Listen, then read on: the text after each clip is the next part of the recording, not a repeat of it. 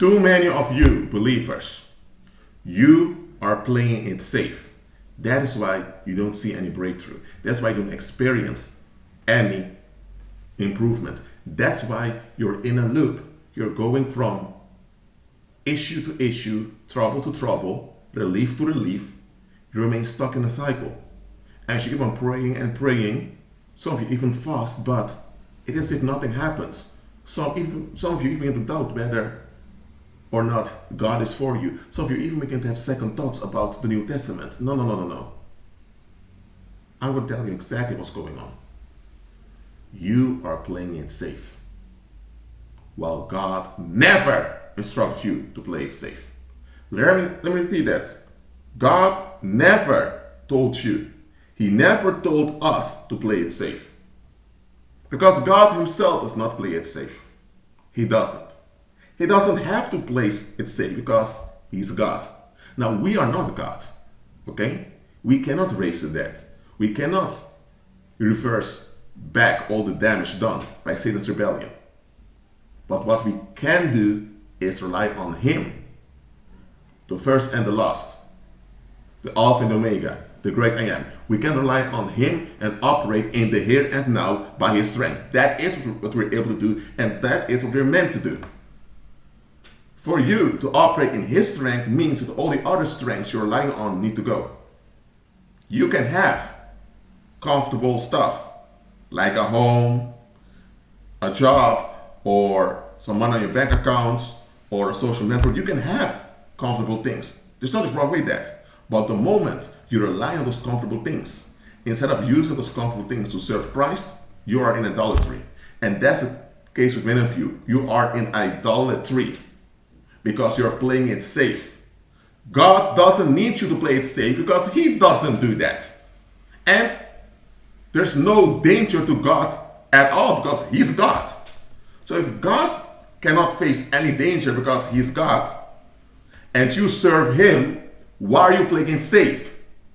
If the God you serve can be threatened by other gods or by circumstances, then you need to play it safe, both for yourself and for your God's sake.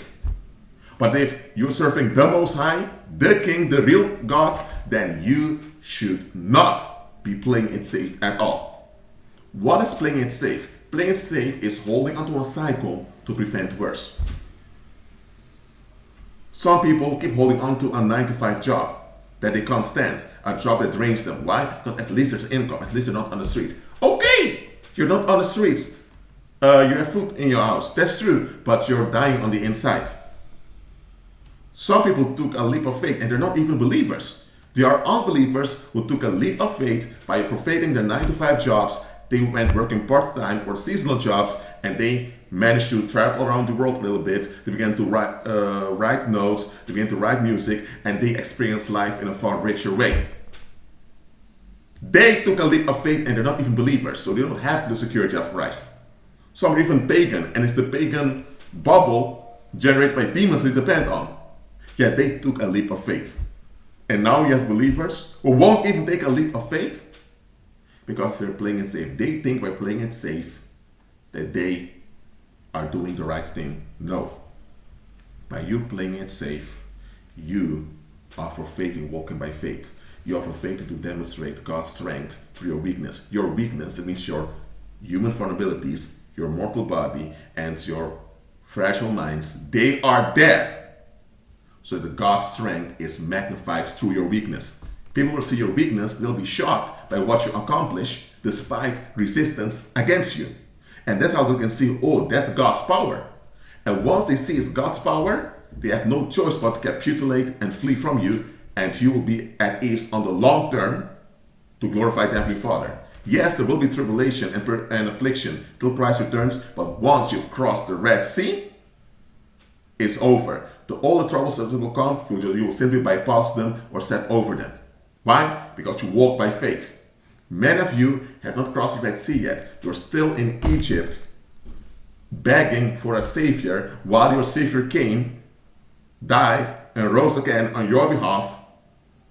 But you operate as if that never happened. Why? Because you're playing it safe. If you have a woman that's married to a narcissistic husband that beats her around all the time, and he's a creep, he can suddenly lose his mind. If she walks on eggshells in the sense that she only talks when her husband wants and she submits to all these toxic restrictions that are mentally harmful to her, and she has children and children are harmed also, and she even tells the children just do whatever dad tells them to do, what's going on? She's playing it safe. And it works. The husband doesn't escalate and do something very terrible, but the danger is still there. So by playing it safe, she becomes an enabler of the thing that harms her and her children. So she indirectly becomes a perpetrator even though she has no bad intent at all. What should happen is she should realize, okay, this man is out of his mind. He's not the man he used to be. He became worse, so it's time for me to get out of this dangerous relationship, which is not even a relationship anymore. It's time for me to leave out of this thing and to bring my children in safety. That is what she has to do. That's risky, but she has to do it. Of course, she's not going to say to the narcissistic husband, I'm going to leave. No, because then the husband may fake that he has changed, or he may try to take vengeance instantly. So he's not going to trigger she's not going to trigger any escalation so that he cannot have an excuse to escalate. She is going to do it a smart way just to get out of there together with her children. So she will stop playing it safe and start acting wise. And that's the thing. You are playing it safe, you're not acting wise. If you act wise, you recognize what's going on, you recognize your position, you recognize your weakness, you recognize the situation, what it is, you recognize also other people are involved, that other people can get hurt if things go wrong. So you recognize all of that and you decide, I want to do what's best for both myself and other people in line with Christ, and I'm going to do it. If people decide to be upset with me because I'm doing what's right, both for me and for others, then that's on them. That's acting wise. And it also includes that often you just keep your mouth shut because some people don't want any improvement. They just want relief. And when you go for improvement, they tend to retaliate against you instead of retaliating against the ones that oppress them. So, as believers, we need to act wise. It's by acting wise that we become a blessing to those around us. For example, if you have people that project their filth onto you, that was disliking someone else. They don't like you, they can't stand you, whatever. It's their filth they're projecting on you. What are you going to do?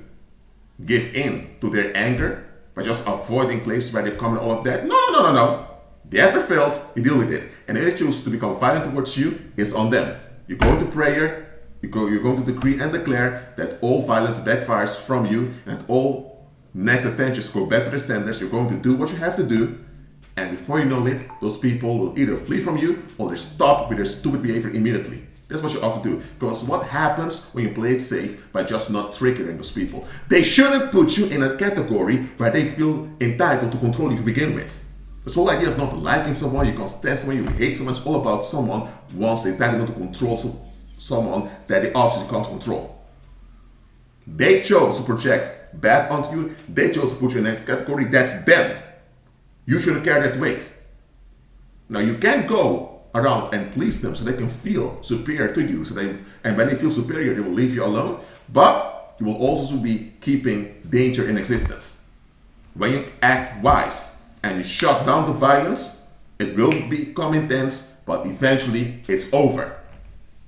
When you move on to another place and years later, people that are involved with you can't become collateral damage of people that are invested against you. Because when people are invested against you and you just avoid them, you avoid the issue, it may work. They may so-called move on, but it's still negatively invested against you. And whoever you meet in life will become collateral damage of their investment against you. Can you make them not invest negative against you? Can you make them change? No. But you can shut down what they're doing. And you can make it hard on them to invest negatively against you. That is what you can do. That's what you should do. But many of you are playing it safe, just not to anger them, just not to escalate stuff. Okay, you don't escalate things unnecessarily, but you're not going to bow down and carry their waste that they don't want to face. So let's say now you have children. and your children keep encountering financial difficulties in their lives.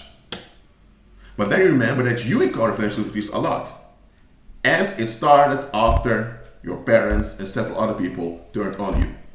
And since then, other people, strangers who later came to your life, also turned on you because they noticed a pattern they could use to feel relief. So now you have hundreds of people invested against you, and it's also harming your children. What if years ago you shut down the psychic violence of your parents? If you would have done that, then people wouldn't have felt comfortable projecting on you. All that would have been gone, would have healed from what happened, and now that you have your children are safe. They don't have to put up with violence that's haunting you.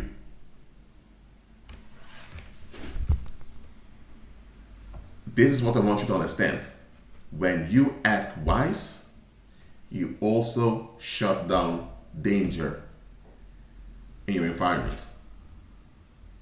When you see that there is a family over there and there's domestic violence over and over again, it may not be smart for you to knock on the door and intervene. Don't do that if you know that you can't just do that. What you can do is through prayer, decrees, and declaration, you intervene.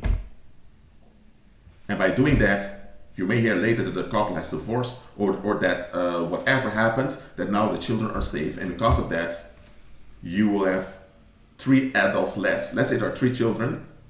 They all are accumulating issues by that household. By you shutting it down, they now can heal. And now you have 3 less demonic portals that demons can use. Because a traumatized adult who's not aware they're traumatized becomes a demonic portal demons can use to move their way in the earth realm. So now you've shut down future demonic operations, and by doing that, you have stopped.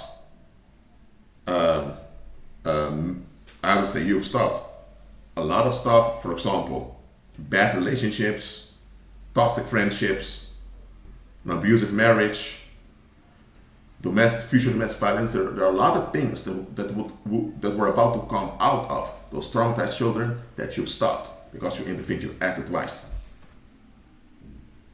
Act wise, believers. Don't play it safe. Be at peace.